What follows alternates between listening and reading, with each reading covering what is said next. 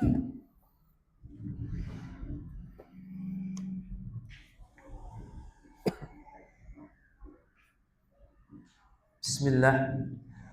Assalamualaikum warahmatullahi wabarakatuh. Alhamdulillahi innal hamdalillahi nahmaduhu wa nasta'inuhu wa nastahdi wa nastansuruhu wa na'udzu billahi min sururi anfusina wa min sayyiati a'malina may yahdihillahu fala mudhillalah wa may yudlilhu fala hadiyalah. Nashhadu an la ilaha illallah wahdahu la syarikalah wa nashhadu anna sayyidana wa habibana Muhammadan abduhu wa rasuluh la nabiyya wa la rasula ba'dah. Qala Allah ta'ala ya ayyuhalladzina amanu taqullaha haqqa tuqatih wa la tamutunna illa wa antum muslimun.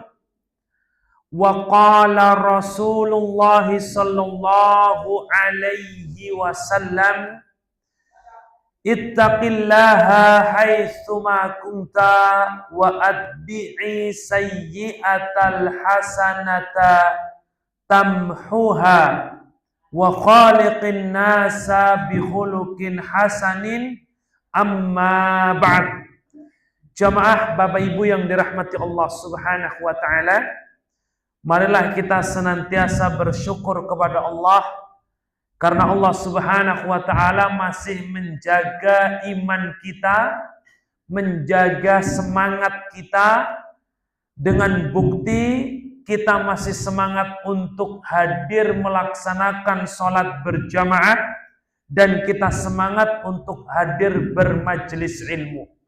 Karena salah satu cara untuk mempertahankan keimanan dan menaikkan dan meningkatkan keimanan dan ketakwaan kita adalah menghadiri majelis ilmu. Semoga Allah Subhanahu wa taala senantiasa istiqomahkan kita dan Allah Subhanahu wa taala wafatkan kita dalam keadaan beriman kepada Allah Subhanahu wa taala. Amin ya rabbal alamin. Salawat dan salam selalu terlimpahkan kepada Rasul mulia Nabi Muhammad sallallahu alaihi wasallam. Jamaah yang dirahmati Allah Subhanahu wa taala, insyaallah kita akan membahas berkenaan dengan hakikat riba serta ancaman bagi orang-orang yang bertransaksi dengan transaksi riba. Nanti kita akan bahas hakikat riba sehingga kita butuh adanya whiteboard ini. Sebelum itu, jamaah yang dirahmati Allah Subhanahu wa taala, riba itu disepakati oleh para ulama hukumnya haram. Sepakat ulama riba itu haram. Tetapi ulama berbeda pendapat ya, ketika nanti itu ada pada transaksi-transaksi tertentu. Apakah ini riba atau tidak? Oleh karenanya, perlu bagi kita untuk memahami dasar-dasar riba. Sehingga nanti ketika itu muncul, terus berkembang, kita sudah memiliki pijakan dalam pemahaman kita, yaitu memahami dasar-dasar tadi. Jamaah yang dirahmati Allah, Allah Subhanahu wa taala berfirman, wa ahallallahu al-bai'a wa harrama riba. Allah menghalalkan jual beli dan mengharamkan riba. Kenapa disebut keduanya dalam satu kalimat oleh Allah Subhanahu wa taala? Jawabannya adalah karena orang-orang dahulu, orang-orang jahiliyah, mereka menganggap dzalika bi annahum qalu. Karena mereka menganggap annal bai'a mislur riba, bahwa jual beli seperti riba. Jual beli ya riba, riba ya jual beli. Mereka menganggap sama. Tapi kemudian itu dibantah oleh Allah Subhanahu wa taala dengan wa ahallallahu al-bai'a wa harrama riba. Allah menghalalkan jual beli dan mengharamkan riba. Jamaah yang dirahmati Allah Subhanahu wa taala, dan sangat banyak ya ancaman berkenaan dengan riba, di antaranya sebagaimana tema kita di malam hari ini, ancaman perang. Ya, Allah Subhanahu wa taala berfirman, fa in lam taf'alu, jika mereka tidak melakukannya, tidak mensudahi itu, fa'dzanu biharbim minallah, maka izinkan tentang atau perang dari Allah Subhanahu wa taala wa rasulihi, dan rasulnya. Jadi Allah Subhanahu wa taala akan memerangi orang-orang yang melakukan muamalah riba. Kalau Allah yang perang, musuhnya Allah pasti kalah. Tidak ada orang yang menang berhadapan dengan Allah Subhanahu wa taala. Dan pelaku riba Allah mengumumkan berperang dengan Allah Subhanahu wa taala. Termasuk juga Allah akan hilangkan berkah. Dalam ayat Quran surat Al-Baqarah ayat 276, Allah berfirman, yamhaqullahu riba wa yurbis shadaqat. Allah Subhanahu wa taala akan menghancurkan riba dan memberikan keuntungan kepada sedekah. Jadi di situ diungkapkan apa, Bapak Ibu? Yamhaqu. Yamhaqu itu dari mahaqa yamhaqu. Menghancurkan, menghilangkan. Allah Subhanahu wa taala akan menghancurkan, akan menghilangkan. Lalu kenapa Allah Subhanahu wa taala tidak mengatakan afsada atau yufsidullah? Menghancurkan dalam bahasa Arab itu banyak, Bapak Ibu yang dirahmati Allah. Ungkapannya banyak. Tapi kenapa menggunakan kata mahaqo? Rupanya mahaqo ini ketika kita cermati dan kita tadabburi, maknanya adalah hilang dengan perlahan. Untuk mengungkapkan bulan itu terbenam dengan ungkapan mahaqat al-qamar, bulan terbenam. Sekarang kita lihat bulan terbenam, caranya bagaimana Bapak Ibu? Enggak langsung hilang, tapi pelan-pelan terbenamnya perlahan. Kemudian terbenamlah bulan, hilanglah bulan. Itulah cara Allah ya untuk menghancurkan orang-orang yang bermuamalah dengan riba. Allah hancurkan dengan perlahan, tidak seketika, supaya memberikan efek yang lebih. Ya, kalau kemudian perlahan tidak sadar, Allah Subhanahu wa taala hancurkan. Dan orang yang melakukan transaksi riba, Allah laknat. Nah, ini ngeri kalau dilaknat, Bapak Ibu yang dirahmati Allah. Dalam hadis Rasulullah SAW bersabda, la'anallah akilar riba. Allah melaknat pemakan riba. Wa mukilahu wa katibahu wa syahidaihi. Ya. Kemudian orang yang memberi makan, orang yang menulis, orang yang bersaksi terhadap transaksi riba. Apa kata Nabi? Hum sawa, mereka sama. Jadi kalau ada, saya nggak melakukan riba, cuma bersaksi saja. Saya nggak melakukan riba, hanya menulis saja, merekap datanya. Apa kata Nabi? Hum sawa, mereka sama. Sama-sama dapat laknat. Apa itu laknat? Laknat ini kan kata-kata kasar Bapak Ibu ya. Laknat itu nggak mau kita semuanya dapat laknat dari Allah. Maka laknat itu artinya al-bu'du an rahmatillah, jauh dari rahmat Allah. Laknat itu. Jadi kalau orang dapat laknat, hidupnya tidak akan tentram. Orang dapat laknat walaupun senang, tapi kesenangannya semu. Itu orang yang dapat laknat.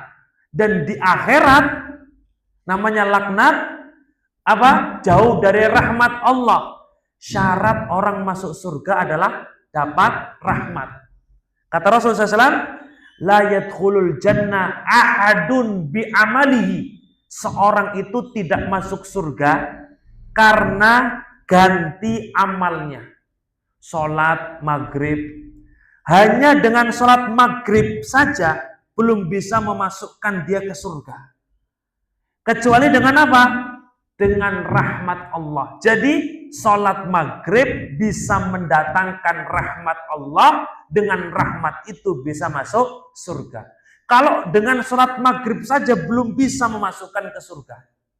Harus datang rahmat Allah Subhanahu wa ta'ala. Dan pelaku riba dilaknat. Orang yang dilaknat jauh dari rahmat Allah.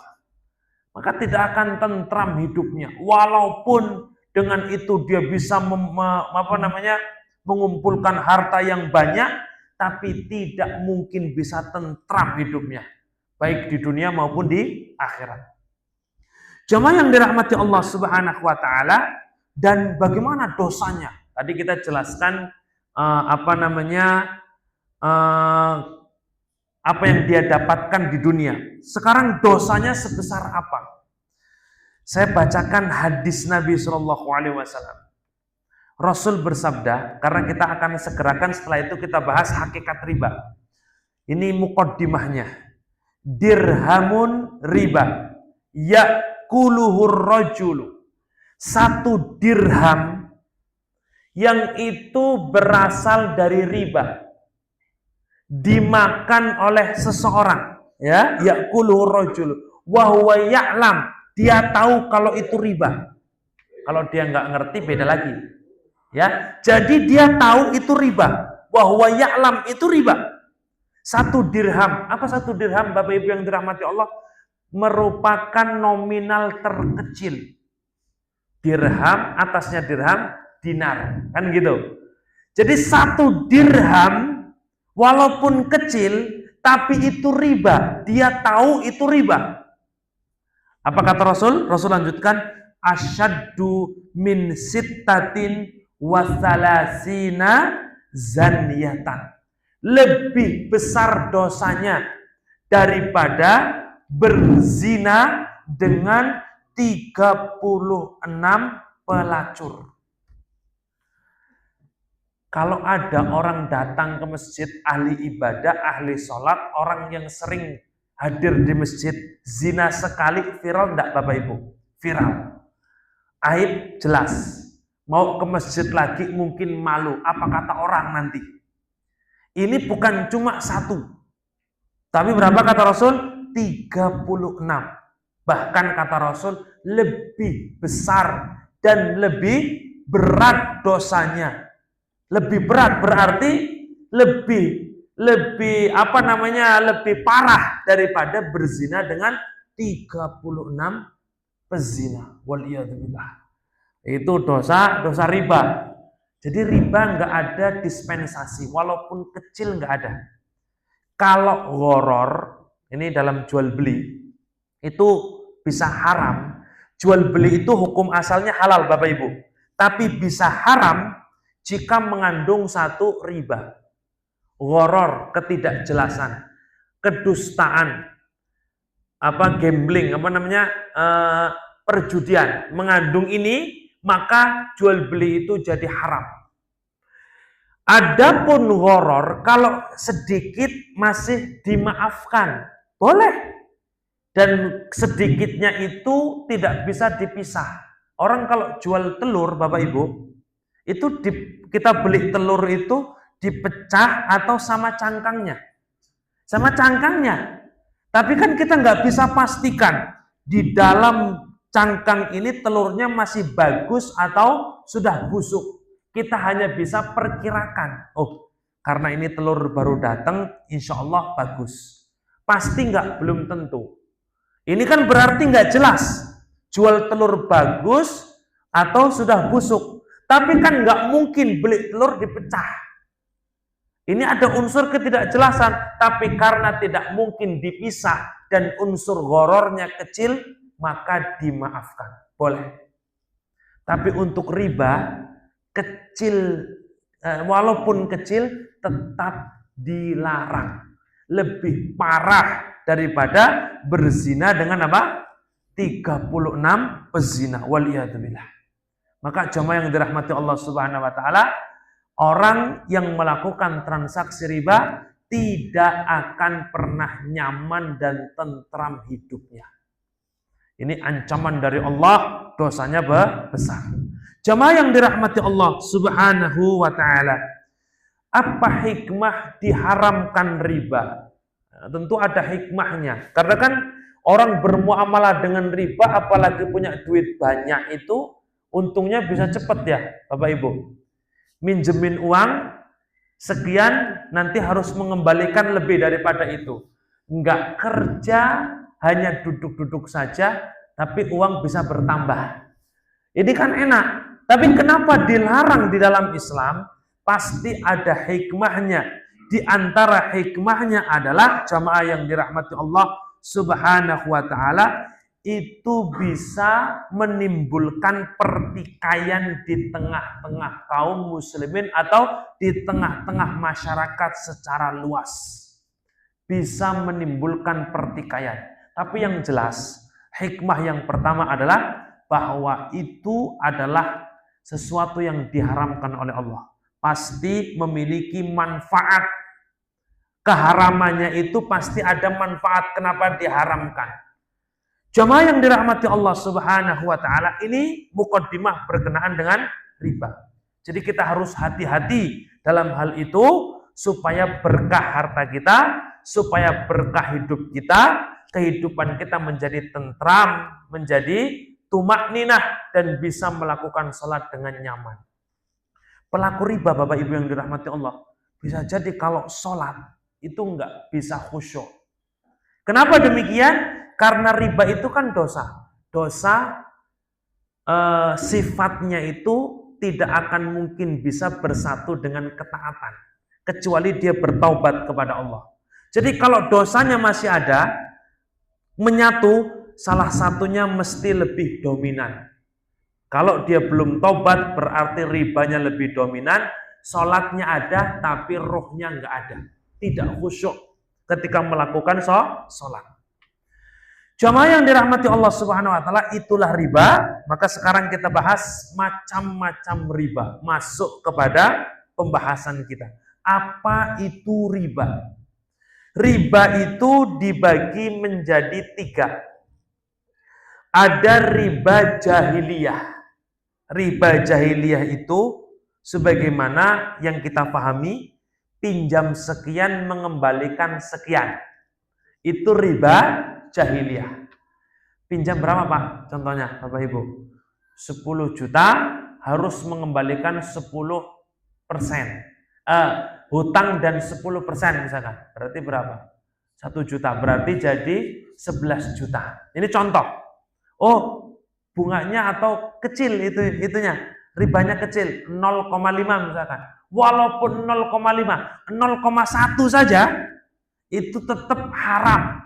Ya, jadi riba jahiliyah meminjam sekian, tapi harus mengembalikan lebih daripada itu. Itu termasuk riba. Kecuali, boleh nggak begitu Bapak Ibu yang dirahmati Allah? Boleh nggak kita mensyaratkan, Anda pinjam uang ke saya dengan syarat mengembalikan uang yang Anda pinjam ditambah 10%. Kalau kita sampaikan kepada dia itu riba, tidak boleh. Tapi jika kita bayar hutang, ada orang minjamkan kita uang. Karena kita sudah punya uang, kita ingin mengembalikan kepadanya. Pinjam berapa dulu? 10 juta. Sebagai bentuk terima kasih, saya lebihkan 500.000. Jadi 10 juta 500.000. Boleh enggak Bapak Ibu yang dirahmati Allah? Tambah 500.000. Kalau itu dari kita, dan tidak termasuk dalam akad. Di akad nggak ada perjanjian itu. Maka itu boleh sebagai bentuk terima kasih. Tapi orang yang meminjamkan jangan minta mana bentuk terima kasihnya. Itu berasal dari orang yang meminjam. Ya, karena saya telah dipinjami oleh Anda, saya mengucapkan terima kasih. Tambah 500.000. Itu boleh. Dalilnya apa? Nah, Rasul itu pernah membeli unta dengan cara hutang. Kemudian Rasul ketemu dengan sahabat yang punya unta tadi di masjid. Rasul bayar. Kata beliau, kata sahabat tadi, faqadani fazadani. Rasul bayar dan nambah. Ditambahi oleh Nabi sebagai bentuk terima kasih. Apakah boleh? Boleh. Selagi tadi dengan syarat satu, ada 4 syaratnya. Satu, ya, tidak diakatkan, tidak diucapkan atau ditulis dalam akad. Kalau ditulis bentuk terima kasih 10%, ini nggak boleh. Yang kedua, dilakukan setelah pembayaran akhir, bukan di masa angsuran. Angsurannya 1 bulan 1 juta misalkan. Ditambah 1.500.000, nggak boleh. Di akhir kalau mau seperti itu. Ya. Yang ketiga, orang tersebut melakukannya, misalkan kalau ada tambahan, misalkan nambah, ngasih duit karena dia telah minjamkan uang ke saya traktir dia. Boleh nggak, Pak? Karena dia pinjamkan uang ke saya traktir dia. Boleh nggak kita nerima itu? Hukumnya tidak boleh, itu manfaat. Boleh kalau sudah terbiasa saling mentraktir, kakak ke adik, adik ke kakak. Tapi kalau gara-gara dia pinjamkan uang ke kita, sebagai bentuk terima kasih saya traktirin dia, ya ini riba ini. Dalam belum dilunasi. Kecuali dilunasi, ayo kita pelunasannya di kafe atau di rumah makan mana. Ke sana, kita lunasi, sudah lunas, sudah baik. Mau pesan apa? Setelah lunas, mau pesan apa? Ini ya sudah. Ketika dia mau bayar, dari saya saja. Jamaah yang dirahmati Allah Subhanahu wa taala, ini syarat-syaratnya. Tapi kalau disyaratkan di awal, maka itu riba. Riba apa tadi? Jahiliyah. Yang kedua, ini saya tulis saja Pak ya. Riba itu macamnya ada 3. Riba, 1, riba jahiliyah. Riba jahiliyah. Riba jahiliyah. Ini sudah kita bahas. Yang kedua, riba fadl. Fadl. Tulisan Arabnya begini. Yang ketiga, riba nasi'ah. Ya, nasi'ah begini. Nasi'ah. Riba nasi'ah. Baik, jamaah yang dirahmati Allah Subhanahu wa taala, ini jenis riba yang semuanya haram. 1, riba jahiliyah. Kenapa begitu? Orang Yahudi itu di zaman Nabi, kalau mau minjamkan orang Yahudi itu sukunya apa, Pak? Orang Yahudi. Orang-orang Bani Israel. Mereka itu kalau mau minjemin orang Arab, itu berlakukan riba jahiliyah. Tapi kalau kawan-kawan mereka pinjam, nggak ada riba. Nggak ada tambahan. Itu kesukuan orang-orang Yahudi. Sama-sama Yahudi nggak ada riba. Di luar Yahudi ada riba. Masih adalah setiap kawannya. Ya, ini orang-orang Yahudi di zaman Nabi Shallallahu Alaihi Wasallam. Ada sahabat yang sudah terlanjur melakukan transaksi riba, baru tahu, ya Rasul gimana terus taubatnya? Sudah, kalau begitu taubatnya, sisa hutang diselesaikan, besok jangan diulangi lagi. Cuma yang dirahmati Allah, riba jahiliyah jelas. Riba fadl, apa fadl? Itu kaitan dengan tambahan barang. Kami ulangi, riba fadl berkenaan dengan tambahan barang. Jadi 1.000 jadi 2.000, 2.000 jadi 3.000, tambahan barang. Bisa dipahami Bapak Ibu? Riba nasiah itu berkenaan dengan adanya selisih waktu. Ini berkenaan dengan barang, benda Pak ya, benda. Benda ini waktu. Berkenaan dengan benda, ini berkenaan dengan waktu. Jadi bertambah bendanya, nasiah bertambah waktunya. Itu juga riba. Sama bendanya sama, jumlahnya sama, tapi dia waktunya berbeda, maka ada riba. Saya yakin belum begitu paham. Karena belum kita bahas hadis yang berkenaan dengan komoditi riba. Sampai sini bisa dipahami Pak? Ini 3 jenis riba ini. Baik, setelah kita memahami ini, untuk lebih jelasnya saya bacakan dulu hadis Nabi SAW.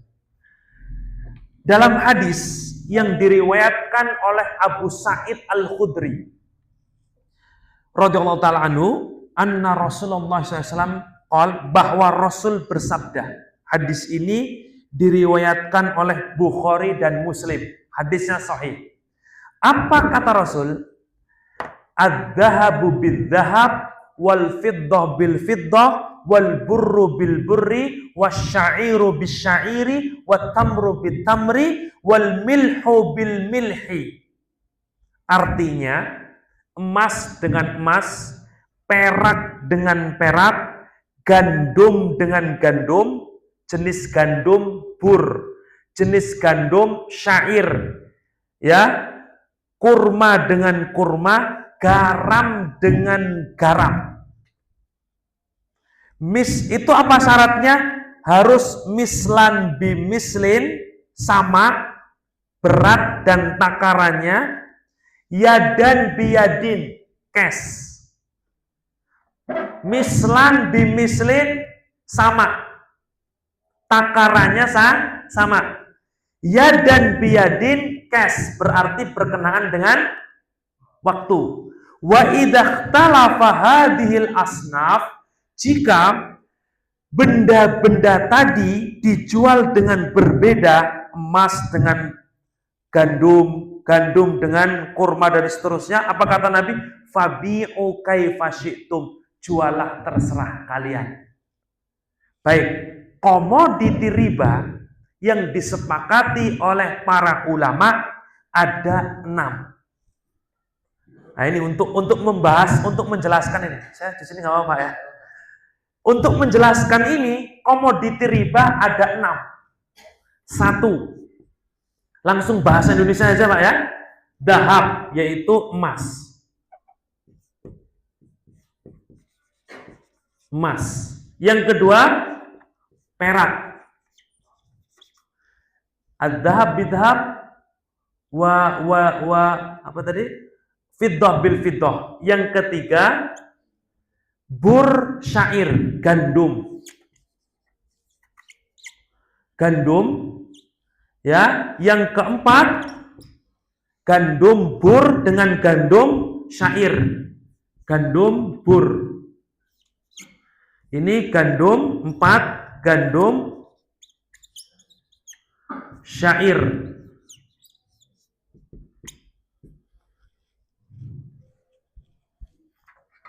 Terus yang ke-5, kurma, tamer, kurma. Yang ke-6, garam. Garam. Jadi, Bapak Ibu yang dirahmati Allah, 6 ini komoditi riba. Jadi selain ini nggak perlu kita bahas. Apa selain ini Bapak Ibu? Besi, terus tembaga, ya Pak? Uang. Nah, uang nanti kita masuk nggak di sini nanti. Selain ini apa? HP, motor, mobil, ini selain ini. Baik. Cuma yang dirahmati Allah Subhanahu wa taala, emas dengan emas, perak dengan perak. Maka Satu, jika dia menjual masih dengan satu jenis, syaratnya 2. Kami ulangi, menjual satu jenis, emas dengan emas, perak dengan perak, gandum dengan gandum, gandum dengan gandum, kurma dengan kurma, garam dengan garam, syaratnya 2. Apa tadi? Dalam hadis, yadan mislan bi mislin. Apa mislan bi mislin? Sama takaran atau timbangan. Yadan, ini agak ini Pak ya, mohon maaf ini. Saya pelan-pelan makanya jelasannya. Yadan biyadin, artinya apa? Tunai. Maka kalau ada orang mau menjual emas dengan emas, perak dengan perak, gandum dengan gandum, gandum dengan gandum, kurma dengan kurma, garam dengan garam, syaratnya harus 2. 1, 2. Sama dan tunai. Saya kasih contoh. Emas antam dengan emas perhiasan lebih mahal mana Pak? Antam Pak ya. Emas antam 24 karat. Seharga berapa kalau 1 gram Pak?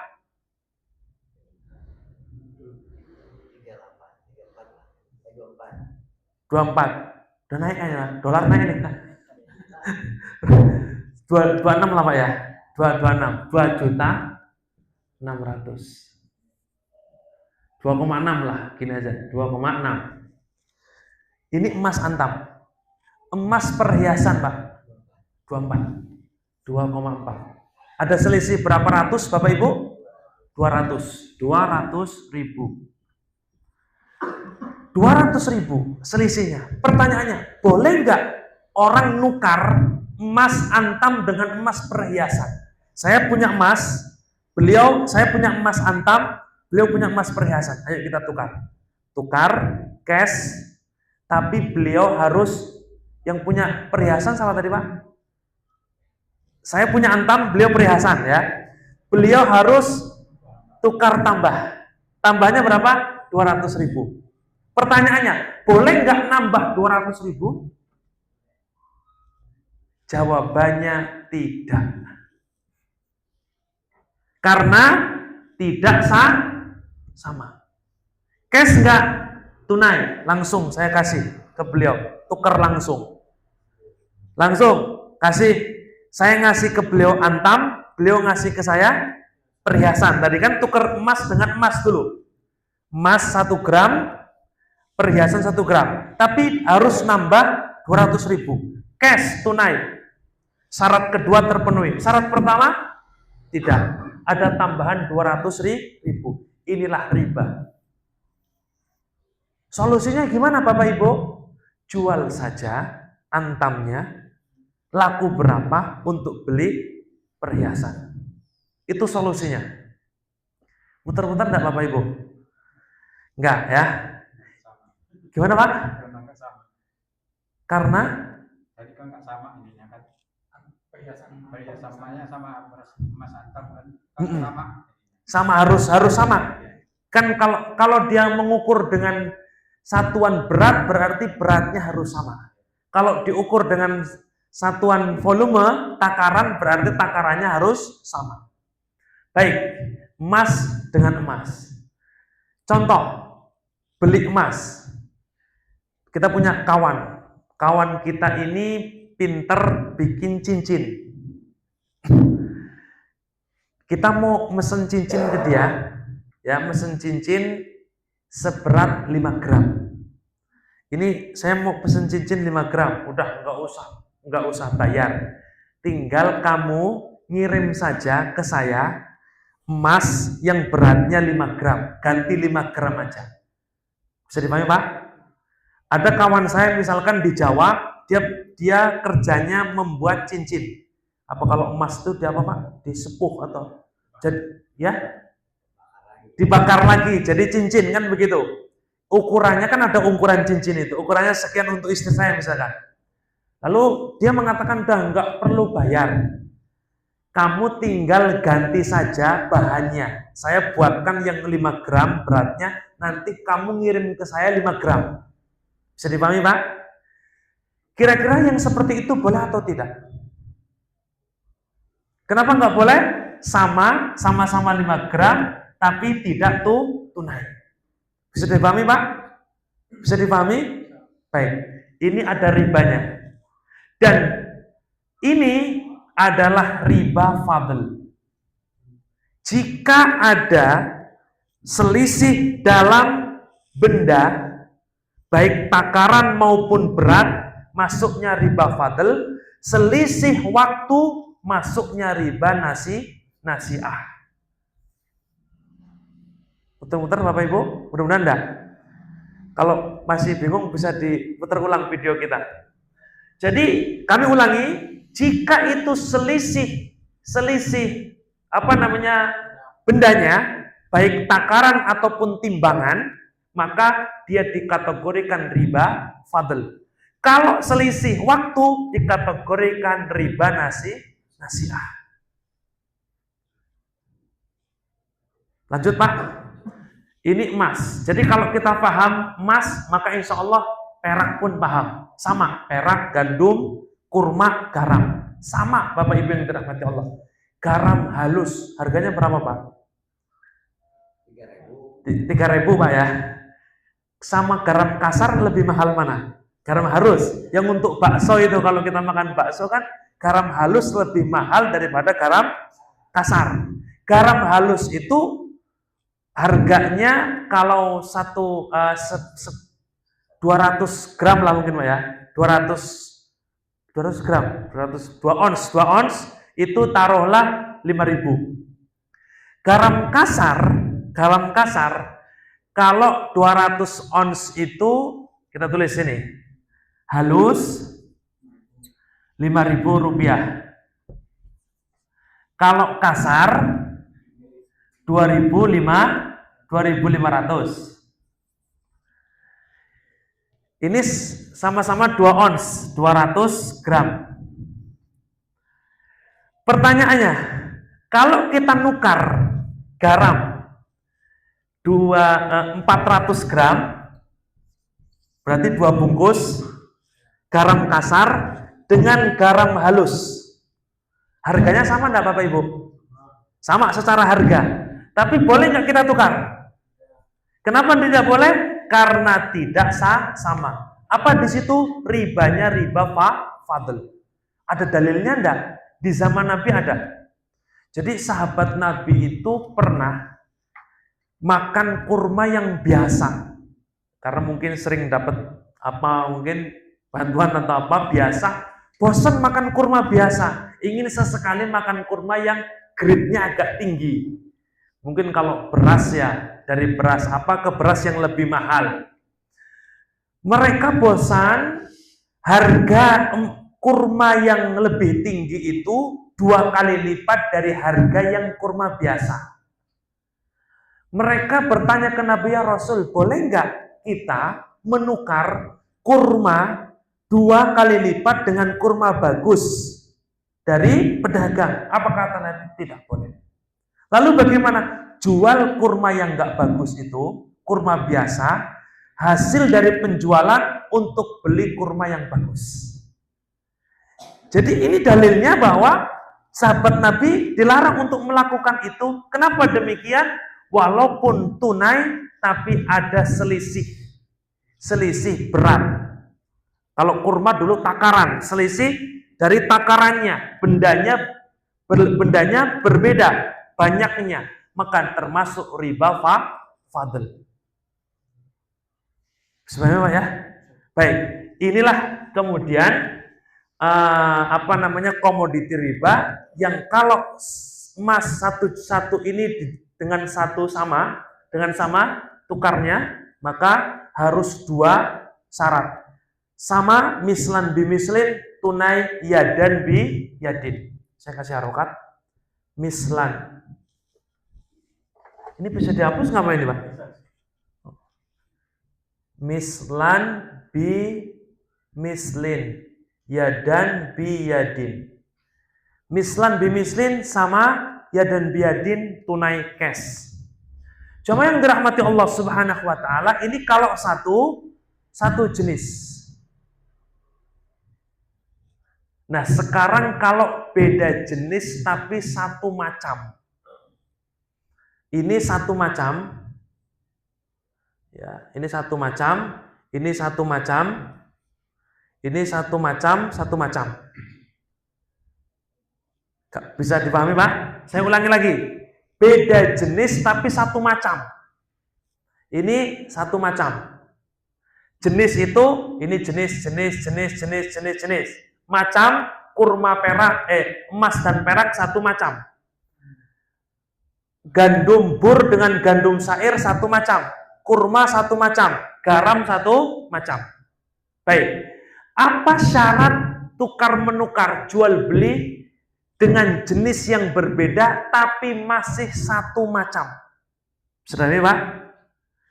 Emas dengan perak. Ini kan beda jenis tapi satu macam. Maka syaratnya cuma satu. Apa itu? Tunai. Walaupun banyaknya berbeda. Contoh, banyaknya yang berbeda. Zaman dulu ada emas itu apa? Dinar. Perak itu dirham. 1 dinar berapa dirham? 10 dirham. Ini kan beda. 1 dengan 10. Ini beda. Boleh nggak ditukar? Boleh. Beda boleh karena beda jenis, walaupun satu macam, namun harus tunai. Gimana, Pak? Angkanya beda nggak apa-apa, Pak? Nilainya sama. Nggak harus. Tergantung keridhaan. Tergantung mau nggak tuker. Ini sekarang dirham agak sulit.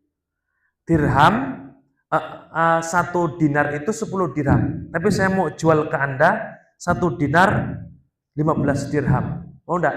Kalau mau silakan. Mau deal, yang penting tunai. Boleh? Ya. Jadi syaratnya cuma satu, Bapak Ibu, tunai. Apa tadi? Satu macam beda jenis, syaratnya cuma satu, tunai. Satu macam satu jenis, syaratnya 2. Tunai dan sama. Mislan bimislin. Lanjut atau tidak, Pak? Baik. Ini lumayan. Insyaallah masih ada berapa menit. Dan ini kita paham ini insyaallah nanti kalau kita jumpai, oh ini nggak boleh. Gampang nanti, Pak. Baik, ulama berbeda pendapat. Apakah cuma 6 ini? Apa bisa dikiaskan? Dianalogikan, disamakan dengan yang lain. Ulama beda pendapat. Madzhab Hanafi ini aja. Selain ini boleh. Makanya tadi kami katakan, ulama sepakat riba itu haram. Tapi kalau sudah masuk keturunan-turunannya, ulama beda. Ini riba apa bukan? Karena perbedaan pada menyikapi nas. Menurut sebagian ulama, cuma 6 ini nggak bisa disamakan dengan yang lain. Tapi wallahu a'lam bishawab, Islam itu untuk setiap zaman. Menurut jumhur ulama, mayoritas ulama madzhab Syafi'i dan seterusnya, bahwa emas dan perak itu dianalogikan dengan apa? Uang yang berlaku hari ini. Uang kartal atau uang kertas. Kartal bener, Pak ya? Istilahnya kartal. Atau mata uang, lebih tepatnya mata uang. Mata uang yang berlaku. Yang berlaku. Kemudian gandum, kurma itu dikiaskan dengan makanan pokok. Makanan pokok. Kalau garam ada yang mengkiaskan dengan bumbu masak. Baik, ini tidak kita bahas. Maksudnya tidak perlu kita kiaskan karena perbedaan pendapat dalam hal ini lumayan Apa banyak? Kita yang ini dulu. Jamaah yang dirahmati Allah, maka mata uang itu dikiaskan ke emas perak. Jadi, contohnya apa kalau kita mata uangkan sekarang? Rupiah jenis, dolar jenis, real jenis. Tapi dolar, rupiah, real beda jenis satu macam. Sedih Pak? Dolar, rupiah, real dan sejenisnya, euro dan macam-macam itu beda jenis tapi satu macam. Makanan pokok, beras, ya itu satu macam dan satu jenis. Baik, kita bicara ini dulu. Mata uang yang berlaku. Jadi kalau sudah nggak berlaku, boleh nggak masuk riba. Apa contohnya nggak berlaku? Gali sumur, nemu uang, berapa yang sudah nggak berlaku lagi, Pak?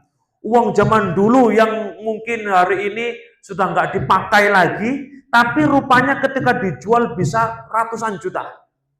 Ini bukan dikategorikan uang lagi, tapi dikategorikan kepada barang koleksi. Maka barang koleksi boleh dijual seberapapun. Tapi kalau masih berlaku, maka seperti kaidah emas dan perak. Rupiah dengan rupiah syaratnya dua, sama tunai. Dolar dengan dolar sama tunai. Real dengan real sama tunai.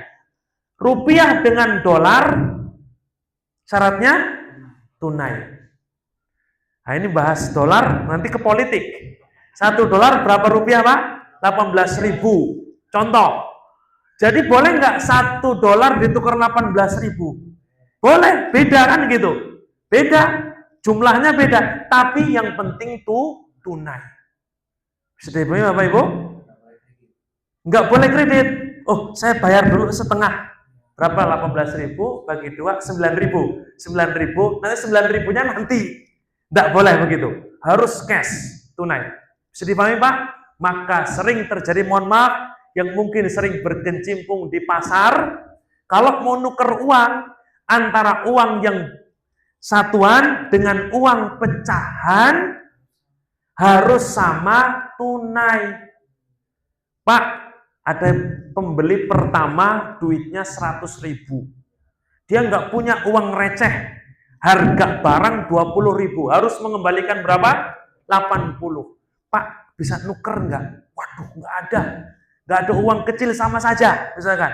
Ini ada, kalau mau, ini ada, baru dapat misalkan berapa? 80.000. Silakan bawa dulu 80.000. Boleh enggak Bapak Ibu? Kita kasih dia 100.000, 80.000 kita ambil, nanti siang 20.000-nya dibayar lagi.